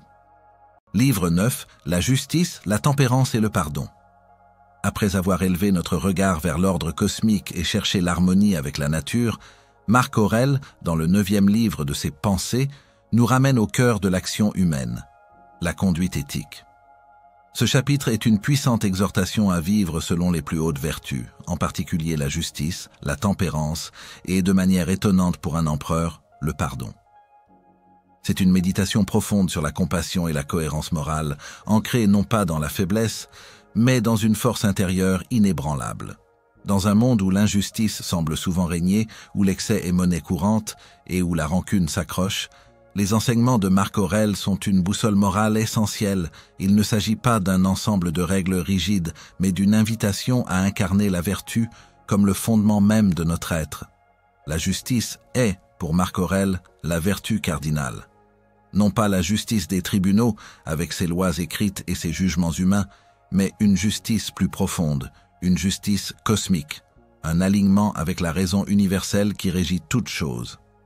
Agir avec justice, c'est agir de manière équitable, non seulement envers les autres, mais aussi envers soi-même et envers l'univers. C'est rendre à chacun ce qui lui est dû. et se conformer à l'ordre naturel des choses. Pour l'empereur qui devait prendre des décisions affectant des millions de vies, la justice n'était pas un idéal lointain, mais une exigence quotidienne. Il se rappelait que sa fonction première était de servir le bien commun, de protéger les innocents et de punir les malfaisants, non par vengeance mais pour maintenir l'équilibre de la cité. La justice implique une intégrité inébranlable. C'est faire ce qui est juste parce que c'est juste, même si cela est impopulaire, coûteux ou difficile. Elle demande une honnêteté radicale envers soi-même et envers autrui. Marc Aurèle exhorte à ne jamais se laisser corrompre par le pouvoir, l'argent ou l'adulation. La véritable richesse d'un dirigeant est sa rectitude morale. Cette justice n'est pas froide ou distante. Elle est imprégnée de la conscience que nous sommes tous liés et que nuire à un autre, c'est nuire à l'ensemble et par extension à soi-même. Ce qui n'est pas utile à la ruche n'est pas utile à l'abeille. La tempérance est la vertu sœur de la justice. Elle est la maîtrise de soi, la modération en toutes choses. Non pas l'ascétisme pur et simple, mais un juste milieu entre l'excès et le manque. La tempérance s'applique au plaisir physique, manger, boire, dormir, au désir, richesse, pouvoir, reconnaissance et aux émotions. Elle est la capacité à ne pas se laisser emporter par les impulsions, à maintenir un équilibre intérieur. Marc Aurèle, en tant qu'empereur, était exposé à toutes les tentations imaginables. Pourtant, il se rappelait constamment la vanité des plaisirs éphémères et la valeur supérieure de la sérénité et de la clarté. La tempérance est un acte de liberté, car elle nous libère de l'esclavage des appétits insatiables. C'est la force de dire non à ce qui est superflu pour embrasser ce qui est suffisant. Le pardon, ou du moins une forme de non-résistance à la colère et au jugement envers autrui, est un concept central et peut-être le plus mystique de ce livre. Marc Aurèle, confronté à la trahison, notamment celle d'Avidius Cassius, ne se laisse pas consumer par la haine. Il comprend que les hommes agissent mal par ignorance, non par malveillance intrinsèque. Si quelqu'un te fait du tort, il est le premier à s'être fait du tort à lui-même. Cette perspective n'excuse pas l'acte, mais elle retire à l'offense son pouvoir de nous blesser intérieurement. Le pardon stoïcien n'est pas une absolution de la faute, mais une libération de soi de la prison de la rancune. Il s'agit de comprendre les motivations de l'autre, de réaliser qu'il agit selon sa propre lumière ou son absence de lumière, et de refuser de laisser sa méchanceté corrompre notre propre âme.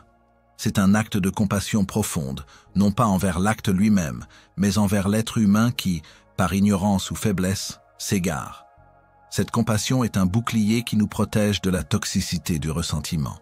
Elle est une forme de sagesse qui transcende la réaction émotionnelle immédiate pour embrasser une perspective plus large. La cohérence morale est le fil d'Ariane qui relie ses vertus. Il s'agit de vivre en alignement constant avec ses principes, quelle que soit la situation. Marc Aurèle met l'accent sur l'importance de l'unité de l'être. Nos pensées, nos paroles et nos actions doivent être en harmonie. Il n'y a pas de double standard pour le philosophe roi. La vertu est une constante, une boussole interne qui ne dévie jamais. Cette cohérence est la source d'une paix profonde, car il n'y a pas de conflit intérieur entre ce que l'on pense être juste et ce que l'on fait. Pour Marc Aurèle, l'homme vertueux n'attend pas que les autres soient droits pour l'être lui-même. Sa moralité est autonome, une flamme qui brûle de l'intérieur, indépendamment du vent extérieur. Il fait le bien parce que c'est sa nature, non pour la louange ou la récompense.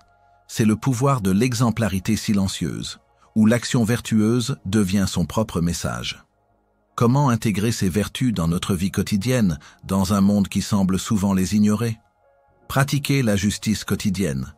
Demandez-vous dans chaque interaction, est-ce juste? Est-ce équitable? Non seulement dans les grandes décisions, mais dans les petites choses, une répartition des tâches, un jugement sur autrui, une parole donnée. Soyez la justice incarnée dans vos actes les plus simples. C'est une discipline qui renforce votre caractère. Cultivez la tempérance active. Observez vos désirs et vos habitudes. Y a-t-il des excès, nourriture, écran, consommation, colère, qui vous éloignent de votre centre? La tempérance n'est pas la privation, mais la modération consciente.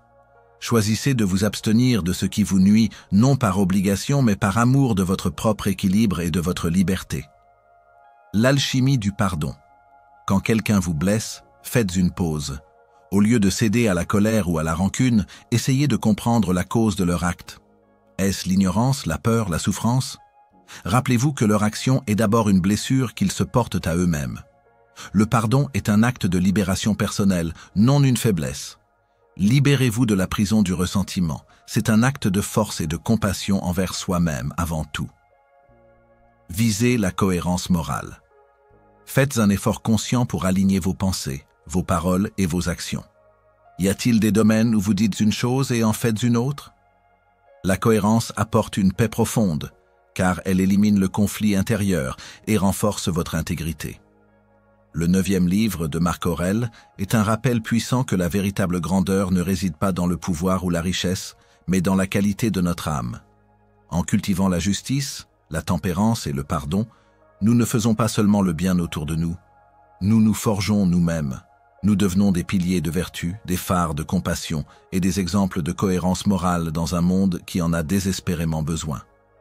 C'est le chemin des sages, qui savaient que la vraie liberté se gagne non pas sur le champ de bataille, mais dans le jardin secret de son propre cœur. Livre 10. Le pouvoir du moment présent. Après avoir plongé dans les vertus de la justice et de la tempérance, Marc Aurèle, dans le 10e livre de ses Pensées, nous ramène à la seule réalité tangible et éternelle, le moment présent. C'est une méditation profonde sur l'art de se détacher du passé et de ne pas craindre l'avenir, trouvant ainsi une source inépuisable de force et de paix dans l'ici et maintenant. Les thèmes de la clarté mentale et de la tranquillité y trouvent leur essence. Dans notre monde moderne, l'esprit est constamment tiraillé entre les regrets du passé et les anxiétés de l'avenir. Nous ruminons des erreurs commises, des paroles dites ou tues, des occasions manquées. Nous nous perdons dans les si seulement. Simultanément, nous projetons nos peurs et nos inquiétudes sur un futur incertain. La santé, la carrière, les relations, l'état du monde. Cette dispersion mentale est une source immense d'épuisement et de souffrance. Marc Aurèle, qui pourtant portait le poids d'un empire et de guerres incessantes, a compris que le seul véritable champ de bataille et le seul lieu de notre pouvoir est l'instant que nous vivons. L'ici et maintenant n'est pas qu'un concept, c'est une invitation à une présence totale. Marc Aurèle nous rappelle que tout ce qui arrive est toujours la même chose que ce qui est arrivé, et sera toujours la même chose que ce qui arrivera. Cette vision cyclique du temps, loin d'être fataliste, nous libère du fardeau d'inventer un avenir radicalement nouveau ou de ressasser un passé unique. Ce qui est, est. Ce qui importe, c'est la façon dont nous répondons à ce qui est maintenant. Le passé n'est plus, le futur n'est pas encore. Seul le présent nous appartient. Une seule chose est précieuse, le présent, écrit-il. Il nous exhorte à ne considérer que ce qui est sous nos yeux, à n'agir que dans l'instant, à ne juger que ce qui est actuel. En concentrant toute notre énergie mentale sur la tâche présente, sur la vertu à pratiquer maintenant, sur la leçon à apprendre aujourd'hui, nous nous affranchissons des chaînes du temps linéaire. Cette focalisation sur le présent est la clé de la clarté mentale. Lorsque l'esprit n'est pas distrait par les fantômes du passé ou les chimères de l'avenir, il devient un miroir limpide, capable de percevoir la réalité telle qu'elle est. Les jugements deviennent plus précis, les décisions plus sages, les actions plus efficaces. Le brouillard mental, dont souffrent tant d'entre nous aujourd'hui, est le résultat direct de cette dispersion de l'attention. En ramenant notre esprit à l'instant, nous le purifions de l'encombrement et le rendons apte à la contemplation de la vérité. Pour Marc Aurèle, la tranquillité découle directement de cette clarté mentale et de ce focus sur le présent. Quand on réalise que l'on n'a de pouvoir que sur ses pensées et ses actions dans le moment présent, et qu'on accepte que le passé est immuable et le futur incertain, une profonde paix s'installe. Il n'y a plus de lutte inutile, plus d'anxiété paralytique. La tranquillité n'est pas une absence de défis, mais la capacité de les affronter avec un esprit calme et centré, en se rappelant que chaque chose qui t'arrive te prépare à ta destinée. L'empereur, malgré les pressions inimaginables de son rôle, s'entraînait constamment à cette discipline. Il devait prendre des décisions vitales pour l'Empire. Mais il s'assurait de ne pas laisser les regrets des batailles passées ou la peur des invasions futures obscurcir son jugement dans l'instant présent. Sa capacité à vivre dans l'ici et maintenant était la source de sa résilience. C'est ce qui lui permettait de ne pas se sentir écrasé par le poids de son rôle, mais d'agir avec une efficacité et une sagesse rares. Plusieurs techniques émergent de ses écrits pour cultiver ce pouvoir du moment présent. La dissociation du temps. Marc Aurèle se rappelle que notre vie n'est qu'un point infinitésimal dans l'éternité et que notre existence est un atome de temps. Cette perspective cosmique relativise l'importance du passé et du futur, ramenant tout à l'unique instant. La décomposition de l'action. Pour vaincre la procrastination ou la peur face à une grande tâche, il conseille de la décomposer en petites actions et de se concentrer uniquement sur la tâche présente. Ne te laisse pas accabler par la grandeur de la vie entière, dit-il. Il suffit de traiter chaque affaire qui se présente selon la droite raison. L'acceptation radicale de l'instant. Quelle que soit la situation présente, agréable ou désagréable, l'accueillir pleinement. Ne pas la fuir, ne pas la juger. Simplement l'expérimenter telle qu'elle est et y appliquer sa raison et sa vertu. La méditation sur la mort. Loin d'être morbide, la pensée de la mort est pour Marc Aurèle un puissant rappel de la valeur du présent. Tu pourrais quitter la vie en ce moment même. Cette conscience aiguise notre attention sur ce qui est important maintenant et nous pousse à ne pas gaspiller notre unique ressource, le temps présent. Ce livre est une leçon de minimalisme temporel. Ne pas gaspiller notre énergie mentale sur ce qui n'existe pas. Le passé est une archive pour apprendre, pas une prison pour regretter. Le futur est un horizon pour planifier, pas un abîme pour craindre. Le présent est le seul lieu où la vie se déploie. En cultivant cette présence, nous cultivons la sérénité.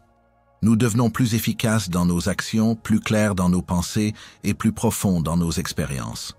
Pour nous qui vivons dans un monde où la nostalgie du passé et l'anxiété du futur sont des fléaux quotidiens, les enseignements du livre 10 sont une bouée de sauvetage. L'ancrage quotidien. Au début de chaque journée et plusieurs fois par jour, ramenez consciemment votre attention au présent. Que ressentez-vous? Que voyez-vous? Qu'entendez-vous? Que faites-vous maintenant? Utilisez votre respiration comme une ancre. Libérez le passé. Identifiez les regrets ou les ruminations du passé. Reconnaissez-les, apprenez-en la leçon, puis décidez consciemment de les relâcher. Le passé est une leçon, pas une condamnation. Vous ne pouvez agir que maintenant. Désarmez l'avenir. Face aux peurs ou aux inquiétudes concernant l'avenir, rappelez-vous que la plupart des choses que nous craignons n'arrivent jamais et que si elles arrivent, nous aurons la force et la sagesse nécessaires pour les affronter dans le présent. Concentrez-vous sur la préparation dans l'instant plutôt que sur la préoccupation stérile. La pratique de la présence dans l'action.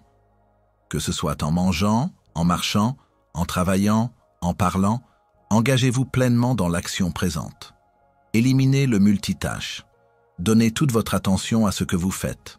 C'est dans cette présence que l'action devient méditative et que l'efficacité augmente. Ceci aussi passera. Quand vous traversez une difficulté dans le présent, rappelez-vous que tout est éphémère. Cette pensée, loin de minimiser votre souffrance, vous donne une perspective et vous aide à ne pas vous laisser submerger par la permanence perçue de la douleur.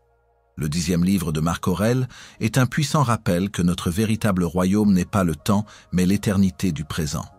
En nous affranchissant des chaînes du passé et des anxiétés du futur, nous débloquons une source inépuisable de clarté mentale et de tranquillité. C'est dans le pouvoir du moment présent que réside notre liberté ultime, notre capacité à vivre pleinement, à agir avec sagesse et à trouver une paix qui transcende les tumultes du temps.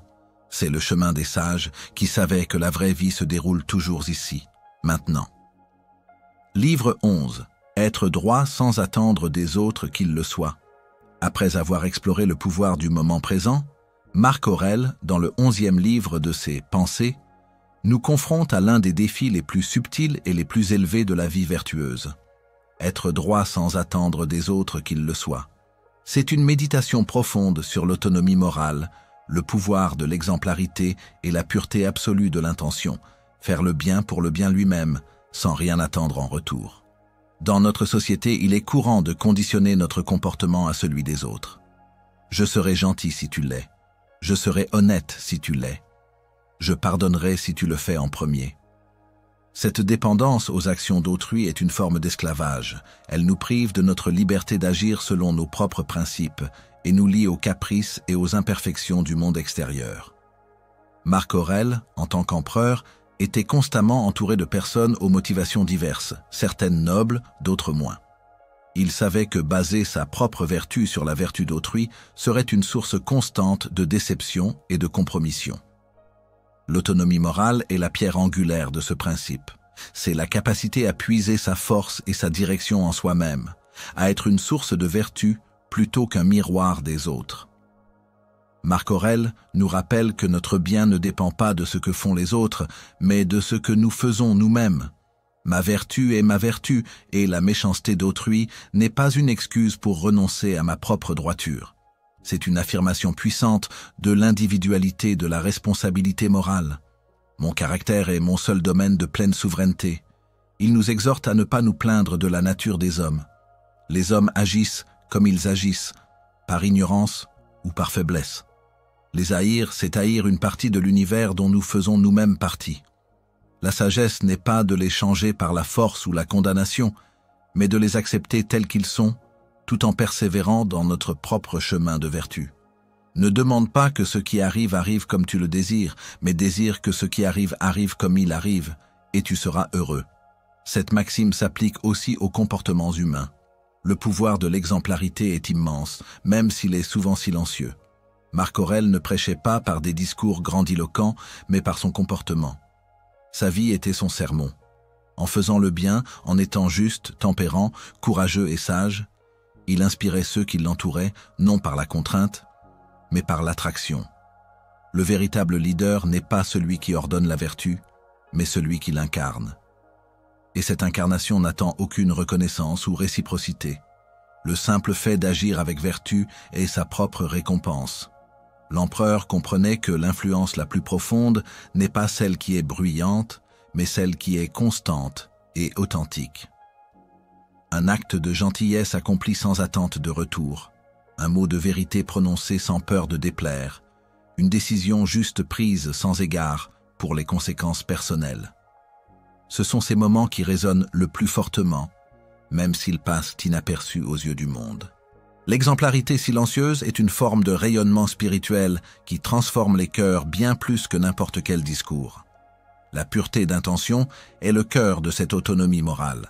Marc Aurèle martèle l'idée que ce qui compte n'est pas tant l'action en elle-même que l'intention derrière l'action. Faire le bien pour être loué, pour obtenir une récompense, pour éviter une punition, ou pour que les autres agissent de même, c'est entacher la pureté de l'acte. La vertu est son propre but. La seule récompense est la paix intérieure, la conscience d'avoir agi en accord avec sa propre raison et l'ordre universel. Cette pureté d'intention libère l'âme.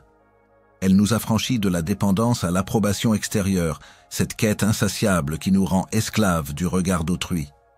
Quand on agit par pureté, on est inattaquable. La critique ne nous atteint pas, car notre motivation n'était pas la louange. Le manque de reconnaissance ne nous blesse pas, car notre récompense est déjà en nous. C'est une force immense, une invulnérabilité qui vient de l'intérieur. Marc Aurèle nous invite à un examen rigoureux de nos motivations. Pourquoi fais-je cela? Est-ce par devoir, par pureté, ou y a-t-il une arrière-pensée? Cette introspection constante est essentielle pour maintenir la clarté et l'intégrité de notre intention. Il y a quelque chose de profondément libérateur dans cette pensée. Elle nous invite à nous délester du fardeau de vouloir changer les autres pour notre propre paix. La paix ne viendra pas du fait que le monde se conforme à nos attentes, mais du fait que nous nous conformons à nos propres principes, sans compromis. L'énergie que nous gaspillons à nous plaindre des autres, à les juger, à attendre qu'ils soient différents, peut être redirigée vers notre propre perfectionnement. L'empereur lui-même a dû faire face à la trahison de généraux comme Avidius Cassius. Il aurait pu se venger avec fureur, exiger des autres une loyauté absolue. Mais il a choisi la voie de l'autonomie morale. Il a agi avec justice en pardonnant à la famille de Cassius, non pas pour l'image, mais parce que c'était conforme à sa propre nature de philosophe et de souverain juste. Il n'a pas attendu que Cassius soit loyal pour rester lui-même droit. Il a été droit pour sa propre intégrité, pour sa propre âme, Pour nous, dans nos relations personnelles, professionnelles et sociales, les leçons du livre 11 sont d'une sagesse inestimable. Agir sans attente de réciprocité. Lorsque vous faites un acte de gentillesse, d'aide ou de pardon, faites-le sans attendre de retour. La satisfaction de l'acte lui-même doit être votre seule récompense. C'est ainsi que vous vous libérez de la déception et de la rancœur. Fixez sa boussole intérieure. Définissez clairement vos propres valeurs et principes. Ne les laissez pas être dictés par la mode, la pression sociale ou le comportement des autres. Soyez le seul maître de votre code moral. C'est votre ancre dans la tempête des influences extérieures. L'exemplarité silencieuse. Ne cherchez pas à changer les autres par des sermons ou des jugements. Changez-vous vous-même. Soyez l'exemple vivant de la vertu que vous admirez. L'influence la plus puissante est celle qui rayonne naturellement, sans effort ostentatoire. Votre intégrité parle d'elle-même. Purifiez ses intentions. Avant chaque action importante, interrogez votre motivation. Est-elle pure? Est-elle alignée avec la vertu pour la vertu? Ou y a-t-il un désir de reconnaissance, de gain ou d'évitement de la critique? Cette introspection régulière vous permet de maintenir votre alignement et votre paix. Distinguez l'acte de la personne. Quand quelqu'un agit mal, ne confondez pas l'acte avec l'essence de la personne. Rappelez-vous que l'acte peut venir de l'ignorance, de la faiblesse. Votre devoir est de juger l'acte avec raison, mais de maintenir une compassion envers l'être humain. Cela vous permet d'être juste sans devenir amer. Le 11e livre de Marc Aurèle est une invitation à une liberté radicale. C'est la liberté d'être soi-même, authentiquement, vertueusement, sans la moindre dépendance aux aléas du comportement humain. C'est la force de la pureté d'intention qui nous rend invulnérables aux blessures du monde extérieur et qui fait de notre vie une œuvre d'art d'autonomie morale. En nous entraînant à être droits sans attendre des autres qu'ils le soient, nous devenons des phares de stabilité, des sources de vertu et des incarnations de la paix, non pas pour les applaudissements, mais pour la simple et profonde dignité de notre propre âme. Livre 12. Accepter la fin sans crainte. Nous voici parvenus au 12e et dernier livre des Pensées pour moi-même de Marc Aurèle, la culmination de sa sagesse stoïcienne. Ici, l'empereur philosophe nous invite à une confrontation inévitable et profondément libératrice, celle avec notre propre finitude. Ce n'est pas une méditation morbide, mais un chemin vers une profonde sérénité face à la mort et une contemplation de l'éternité de l'âme ou de l'ordre cosmique qui transcende notre existence individuelle. Dans la plupart des cultures, la mort est un sujet tabou, une source d'angoisse et de peur. Nous nous accrochons désespérément à la vie, craignant l'inconnu et la perte de tout ce que nous connaissons. Mais pour Marc Aurèle, comme pour les stoïciens, la mort est une partie naturelle et nécessaire du cycle de l'univers, aussi naturelle que la naissance, la croissance et le déclin. La sagesse ne consiste pas à éviter la pensée de la mort, mais à l'embrasser avec lucidité, car c'est en l'acceptant que nous apprenons à vivre pleinement. L'acceptation de la fin, sans crainte, est un acte de courage et de profonde intelligence. Marc Aurèle se rappelle constamment que sa vie n'est qu'un souffle éphémère dans le vaste océan du temps cosmique. Il exhorte à ne pas craindre la mort, car elle n'est qu'une cessation de sensations, une transition, un retour à la nature qui nous a engendrés. Le monde entier est changement, la vie est opinion, écrit-il. Si tout est en flux constant, pourquoi s'accrocher à une forme éphémère? La peur de la mort est souvent la peur de l'inconnu, ou la peur de la perte. Mais Marc Aurèle nous rappelle que nous ne perdons rien que nous n'ayons déjà reçu en prêt. La vie est un don, une opportunité. Lorsque le prêt est rappelé, il est sage de le rendre avec gratitude et dignité. Celui qui craint la mort craint la perte de la sensation ou la sensation d'une autre sorte. S'il n'y a plus de sensation, tu n'en auras plus. S'il y a une sensation nouvelle, tu en auras une nouvelle. En déconstruisant la mort à l'aide de la raison, il désamorce sa terreur. Cette méditation sur la mort conduit à une immense sérénité. Quand nous acceptons que la mort est inévitable et naturelle, l'anxiété du futur se dissipe. Nous sommes libérés de l'un des plus grands fardeaux de l'existence humaine. Cette sérénité n'est pas de l'indifférence, mais une paix profonde qui permet de vivre chaque instant avec une intensité renouvelée. Chaque jour devient précieux, car il est un don, et chaque action est empreinte d'un sens aigu de l'intention. C'est en faisant la paix avec la mort que l'on trouve la véritable joie de vivre. Marc Aurèle nous exhorte à mourir comme un fruit mûr, sans effort, sans plainte, sans résistance. De même que le fruit se détache naturellement de l'arbre à son apogée, l'âme doit quitter le corps quand son temps est venu, sans s'y accrocher désespérément. C'est une image puissante de l'abandon confiant à la nature universelle, une forme d'humilité devant les lois cosmiques. La contemplation de l'éternité de l'âme, ou du moins de la continuité de l'énergie et de la conscience sous une autre forme, est une autre dimension de cette acceptation. Pour les stoïciens, la raison universelle, logos, est éternelle. Si notre âme est une parcelle de cette raison, alors elle ne disparaît pas vraiment. Elle se réintègre à la source d'où elle provient. C'est une dissolution et une réintégration, non une annihilation. Ce n'est pas une réincarnation dans le sens oriental, mais une reconnaissance que l'énergie ne se perd jamais, elle se transforme. Le même univers est une sorte de fleuve qui entraîne toute chose, dit-il. Nous sommes tous des gouttes dans ce fleuve éternel. Cette perspective de l'éternité de l'âme, ou de la substance universelle, offre un immense réconfort. Elle nous aide à voir la mort non pas comme une fin absolue, mais comme un passage, une transformation nécessaire au grand ballet de l'univers. Elle nous connecte à quelque chose de plus grand que notre existence individuelle, à un flux continu de vie et de conscience. Les pensées se terminent avec cette note de l'acceptation finale, car elle est la clé de la libération ultime.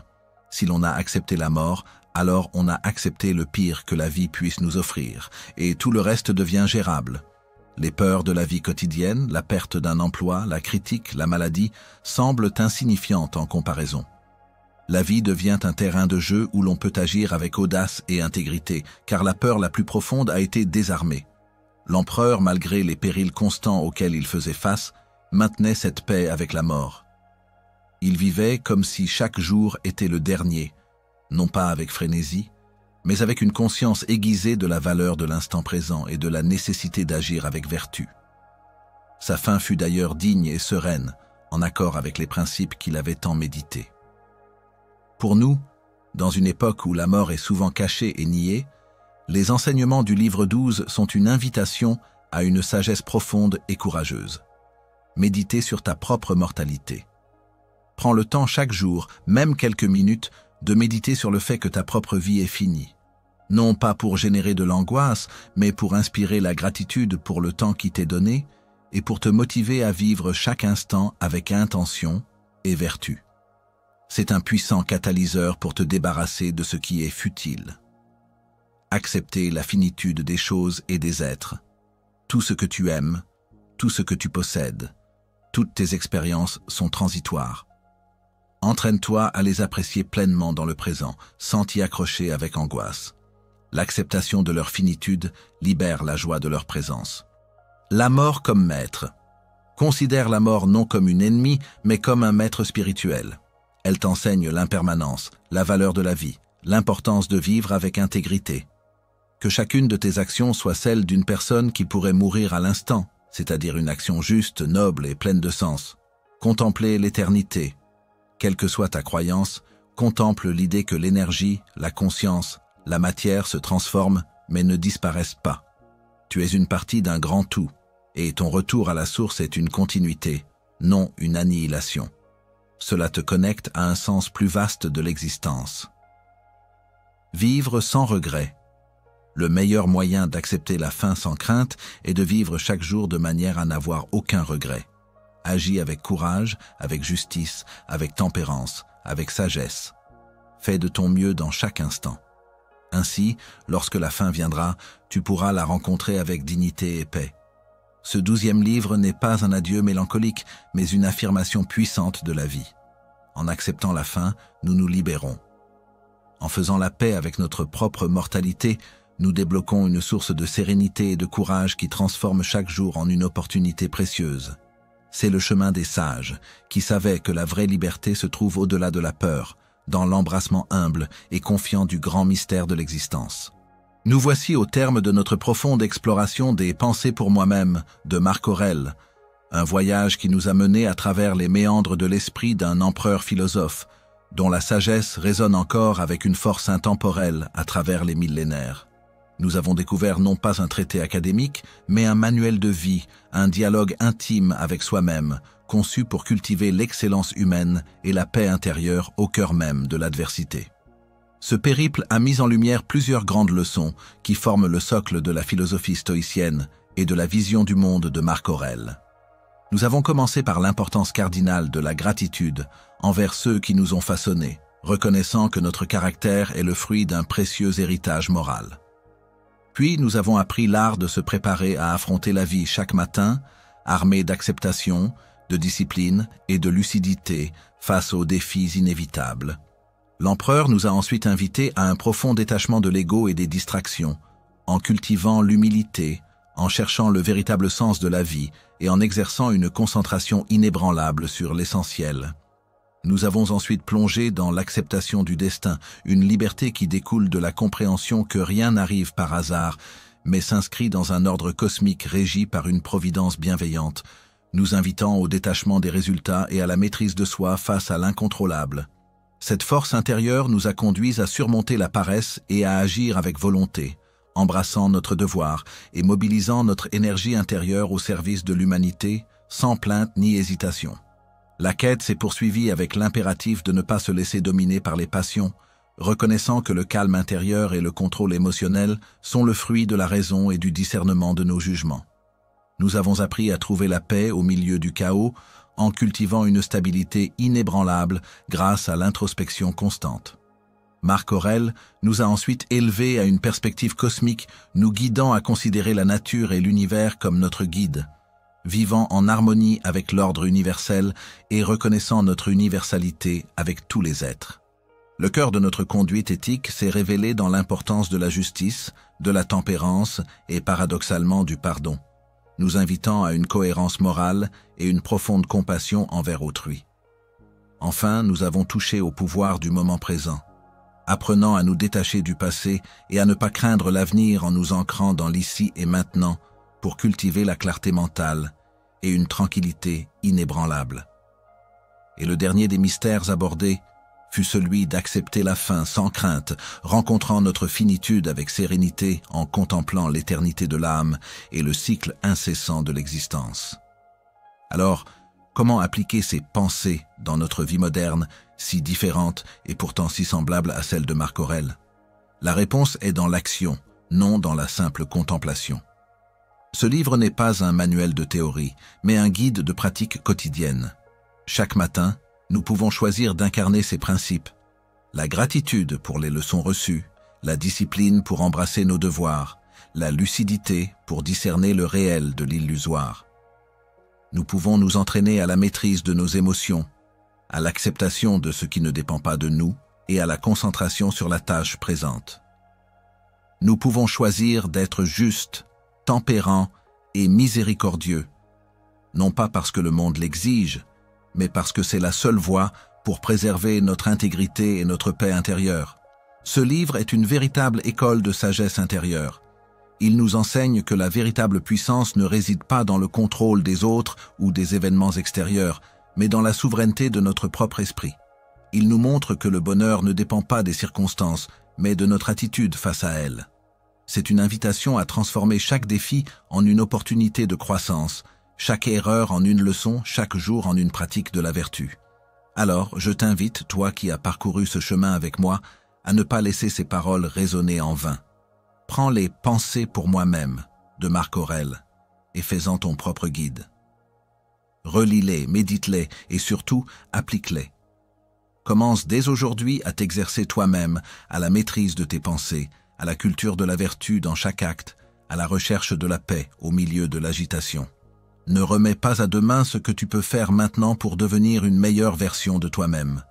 Fais de ta vie une œuvre d'art stoïcienne, un témoignage vivant de la force, de la sagesse et de la sérénité que l'âme humaine est capable d'atteindre. Le chemin est là, il ne tient qu'à toi de le parcourir, pas à pas, avec courage et persévérance.